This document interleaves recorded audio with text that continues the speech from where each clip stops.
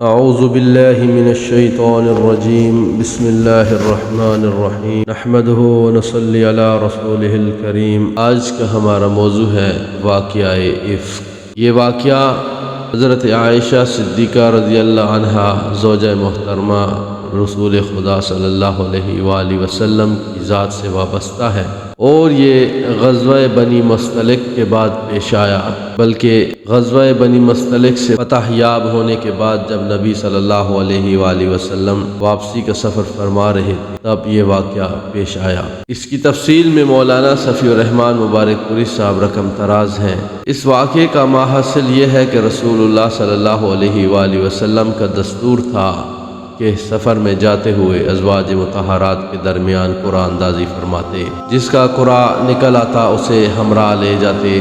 اس غزوہ میں قرآن حضرت عائشہ رضی اللہ عنہا کے نام نکلا اور آپ صلی اللہ علیہ وآلہ وسلم انہیں ساتھ لے گئے۔ غزوے سے واپسی میں ایک جگہ پڑاؤ ڈالا گیا۔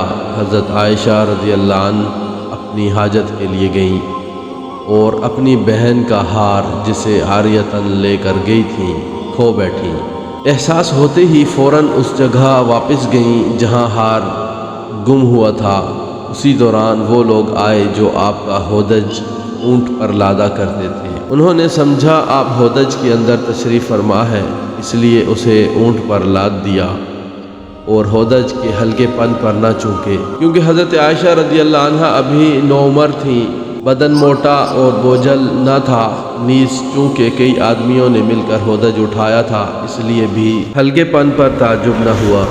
اگر صرف ایک یا دو آدمی اٹھاتے تو انہیں ضرور محسوس ہو جاتا۔ بہرحال حضرت عائشہ رضی اللہ عنہا ہار ڈھونڈ کر قیام گاہ پہنچی تو پورا لشکر جا چکا تھا اور میدان بالکل خالی پڑا تھا، نہ کوئی پکارنے والا تھا نہ جواب دینے والا۔ وہ اس خیال سے وہیں بیٹھ گئیں کہ لوگ انہیں نہ پائیں گے تو پلٹ کر وہیں تلاش کرنے آئیں گے، لیکن اللہ اپنے امر پر غالب ہے، وہ بالائے عرش سے جو تدبیر چاہتا ہے کرتا ہے۔ چنانچہ حضرت عائشہ رضی اللہ عنہا کی آنکھ لگ گئی اور وہ سو گئیں۔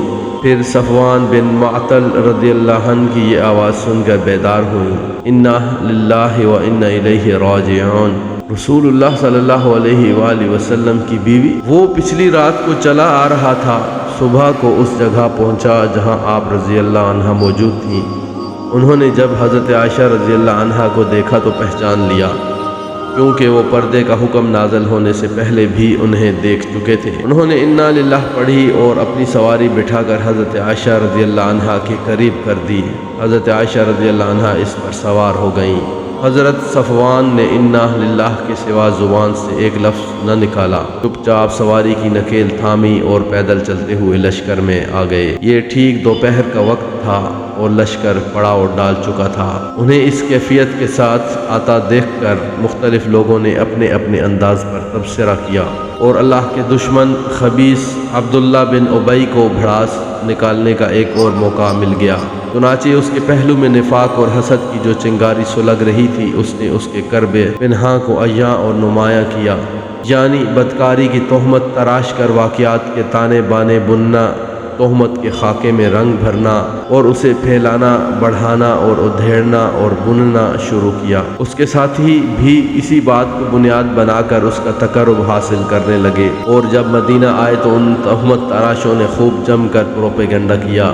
ادھر رسول اللہ صلی اللہ علیہ وآلہ وسلم خاموش تھے، کچھ بول نہیں رہے تھے، لیکن جب لمبے عرصے تک وہی نہ آئی تو آپ صلی اللہ علیہ وآلہ وسلم نے حضرت عائشہ رضی اللہ عنہا سے علیحدگی کے متعلق اپنے خاص صحابہ رضوان اللہ تعالی علیہم اجمعین سے مشورہ کیا۔ حضرت علی رضی اللہ عنہ نے صراحت کیے بغیر اشاروں میں مشورہ دیا کہ آپ ان سے علیحدگی اختیار کر کے کسی اور سے شادی کر لیں، لیکن حضرت اسامہ رضی اللہ عنہ وغیرہ نے مشورہ دیا کہ آپ صلی اللہ علیہ وآلہ وسلم انہیں اپنی زوجیت میں برقرار رکھیں اور دشمنوں کی باتوں پر کان نہ دھریں۔ اس کے بعد آپ صلی اللہ علیہ وآلہ وسلم نے منبر پر کھڑے ہو کر عبداللہ بن ابی کی ایذا رسانیوں سے نجات دلانے کی طرف توجہ دلائی۔ اس پر حضرت سعد بن معاذ رضی اللہ عنہ اور اسید بن حضیر رضی اللہ عنہ نے اس کے قتل کی اجازت چاہی، لیکن حضرت سعد بن عبادہ پر جو عبداللہ بن ابی کے قبیلہ خزرج کے سردار تھے، قبائلی حمیت غالب آ گئی اور دونوں حضرات میں تلخ کلامی ہو گئی۔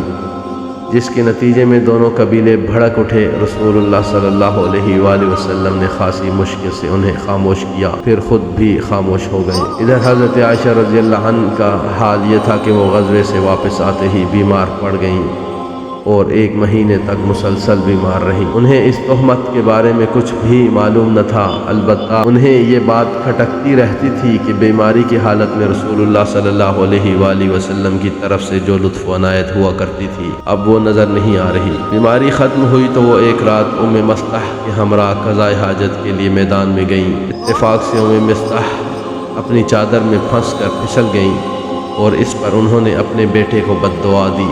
حضرت عائشہ رضی اللہ عنہ نے اس حرکت پر انہیں ٹوکا تو انہوں نے حضرت عائشہ کو یہ بتلانے کے لیے کہ میرا بیٹا بھی پروپیگنڈے کے جرم میں شریک ہے، تہمت کا واقعہ کہہ سنایا۔ حضرت عائشہ رضی اللہ عنہ نے واپس آ کر اس خبر کا ٹھیک پتہ لگانے کی غرض سے رسول اللہ صلی اللہ علیہ وآلہ وسلم سے والدین کے پاس جانے کی اجازت چاہی۔ پھر اجازت پا کر والدین کے پاس تشریف لے گئیں اور صورتحال کا یقینی طور پر علم ہو گیا تو بے اختیار رونے لگیں، اور پھر 2 راتیں اور 1 دن روتے روتے گزر گیا۔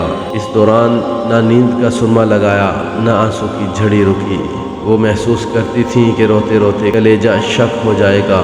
اسی حالت میں رسول اللہ صلی اللہ علیہ وآلہ وسلم تشریف لائے، کلمہ شہادت پر مشتمل خطبہ پڑھا اور اما بعد کہہ کر فرمایا، اے عائشہ، مجھے تمہارے متعلق ایسی اور ایسی بات کا پتہ لگا ہے، اگر تم اس سے بری ہو تو اللہ تعالیٰ عنقریب تمہاری برات ظاہر فرما دے گا، اور اگر خدا نخواستہ تم سے کوئی گناہ سرزد ہو گیا ہے تو تم اللہ تعالیٰ سے مغفرت مانگو اور توبہ کرو، کیونکہ بندہ جب اپنے گناہ کا اقرار کر کے اللہ کے حضور توبہ کرتا ہے تو اللہ تعالیٰ اس کی توبہ قبول کر لیتا ہے۔ اس وقت حضرت عائشہ رضی اللہ عنہ کے آنسو ایک دم تھم گئے اور اب انہیں آنسو کا ایک قطرہ بھی محسوس نہ ہو رہا تھا۔ انہوں نے اپنے والدین سے کہا کہ وہ آپ صلی اللہ علیہ وآلہ وسلم کو جواب دیں، لیکن ان کی سمجھ میں نہ آیا کہ کیا جواب دیں۔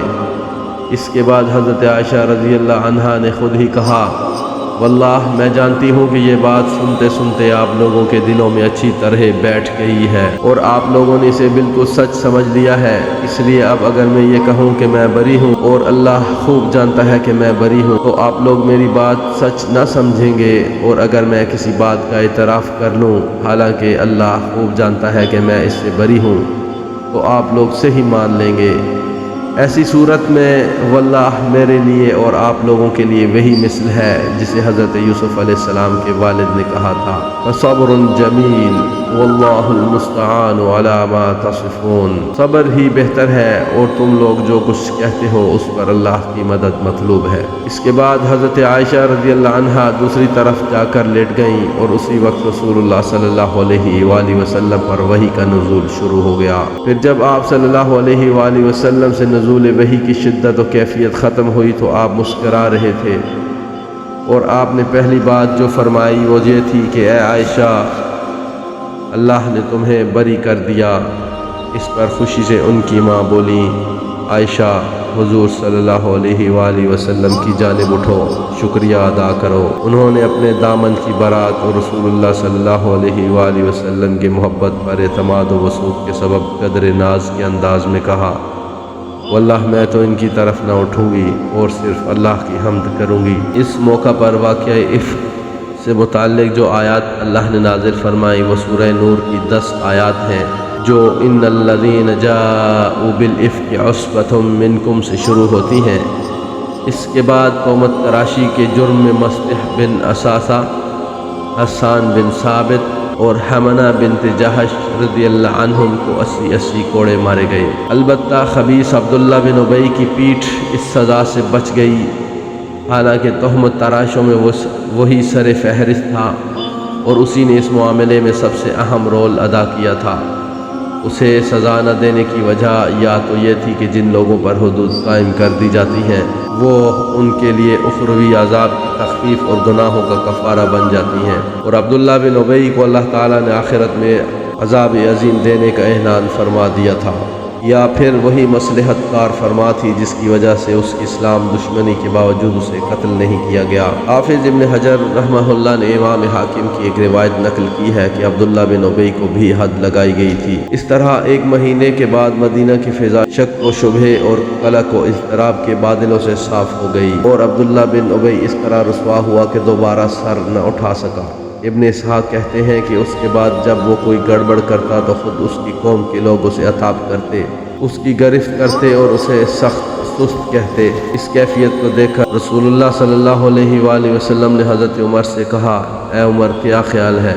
دیکھو واللہ اگر تم نے اس شخص کو اس دن قتل کر دیا ہوتا جس دن تم نے مجھ سے اس سے قتل کرنے کی بات کہی تھی تو اس کے بہت سے ہمدرد اٹھ کھڑے ہوتے، لیکن اگر آج انہی ہمدردوں کو اس کے قتل کا حکم دیا جائے تو اسے قتل کر دیں گے۔ حضرت عمر رضی اللہ نے کہا، واللہ میری سمجھ میں خوب آ گیا ہے کہ رسول اللہ صلی اللہ علیہ وآلہ وسلم کا معاملہ میرے معاملے سے زیادہ بابرکت ہے۔